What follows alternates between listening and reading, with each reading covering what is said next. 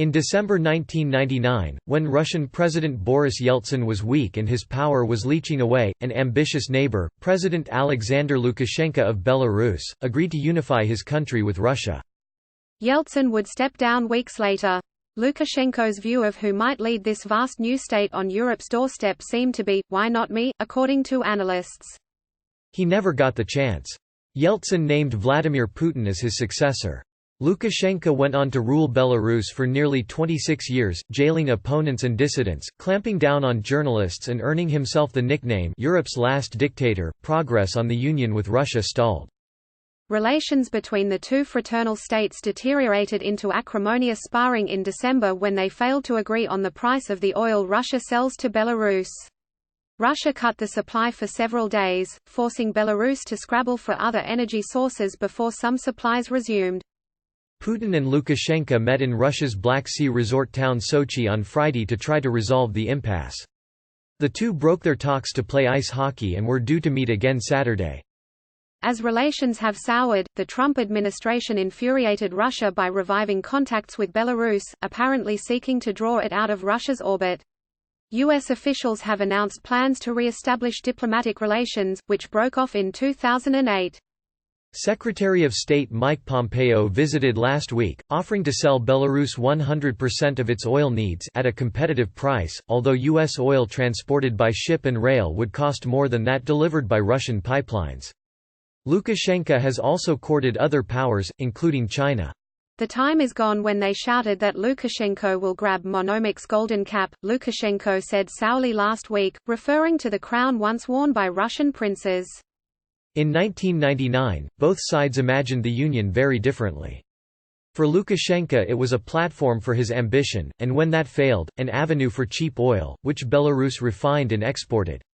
Russia is Belarus's biggest market, accounting for more than 40% of its exports in the first half of last year, according to the Belarus Foreign Ministry. In late 1999, after years of humiliation from the West and NATO's March 1999 expansion into Poland, the Czech Republic and Hungary, Moscow saw the union with Belarus as a chance to push back. The plan for a single currency, a single parliament, a single constitution, court system and other institutions meant that Russia would effectively absorb its small, strategically located neighbor. The plan never progressed, but Lukashenko benefited in billions in subsidized Russian gas and oil. According to Russian Finance Minister Anton Silvanov, oil and gas subsidies to Belarus cost more than $2 billion a year. Russia's 2014 annexation of Crimea and its intervention in Donbass in eastern Ukraine, where war continues, shocked Lukashenko and changed the game. For Lukashenko it was a moment of realization that Russia can use military force against its neighbors, even its closest Slavic neighbors, and it scared him, said Artyom Shraibman, an independent Belarusian political analyst based in the capital Minsk. We're seeing his efforts to unfreeze relations with the West after the annexation of Crimea and the war in Donbass. Last year, Russia revived work on the Union Treaty, possibly as a way to extend Putin's term, which expires in 2024. A union would mean Putin could assume the leadership of a new entity with a whole new constitution. Belarusians took to the streets in protest in December, denouncing annexation and Russia's plans to turn the country into the next Crimea. Now, Russia is demanding that Belarus pay more for oil and says that by 2024, Belarus will have to pay the world price, a move that would squeeze the Belarusian economy and could harm Lukashenko politically.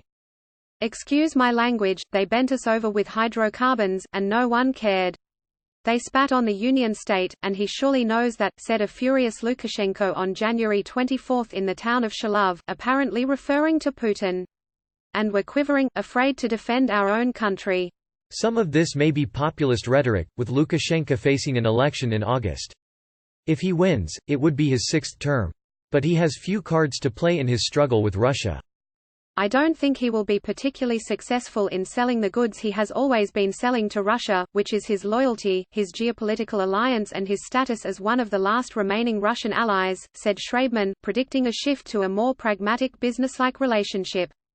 There is no integration. There is no unified customs service, so there is no free movement of goods or workers, said Andrei Suzdaltsev, political analyst at the Higher School of Economics. Lukashenko doesn't need a union. He just needs money and resources from Russia. Stoltzev doubted that the United States would subsidize Belarus to the tune of billions a year, just because he's Lukashenko. Why Ukraine's Zelensky is so focused on getting a White House meeting. White House to propose keeping Ukraine aid intact in new budget, a big departure. A presidential loathing for Ukraine is at the heart of the impeachment inquiry.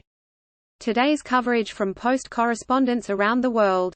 Like Washington Post World on Facebook and stay updated on foreign news.